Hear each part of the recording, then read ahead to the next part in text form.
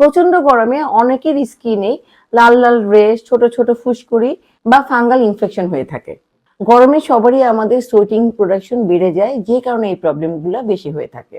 সাধারণত গরমে আমাদের স্কিনে থাকা মেলাসেজিয়া বা এক ধরনের ইস্ট বা ফাঙ্গাস থাকে, যেটা আমাদের স্কিনে ইনফেকশন তৈরি করে থাকে। এর ফলে স্কিনে এরকম ছোট ছোট রেশ বা চুলকানি দেখা দিতে পারে। আবার অতিরিক্ত ঘামের কারণে বারবার মুখ ধোয়ার কারণে আমাদের অনেকের স্কিন সেন্সিটিভ হয়ে যায় বা স্কিনটা লাল হয়ে যায়। এ থেকে মুক্তি পেতে আমি আপনাদেরকে কিছু টিপস আজকে শেয়ার করব। দিনে অন্তত ২ বার একটি ফেস ওয়াশ দিয়ে মুখ ভালো করে ধুয়ে ফেলুন। গরমে সুতির জামা কাপড় পরুন। অতিরিক্ত ঘাম হলে দ্রুত শুকিয়ে ফেলার চেষ্টা করুন। হালকা নন কমোডোজেনিক ময়শ্চারাইজার ব্যবহার করার চেষ্টা করুন। প্রতিদিন সানস্ক্রিন ব্যবহার করার চেষ্টা করুন।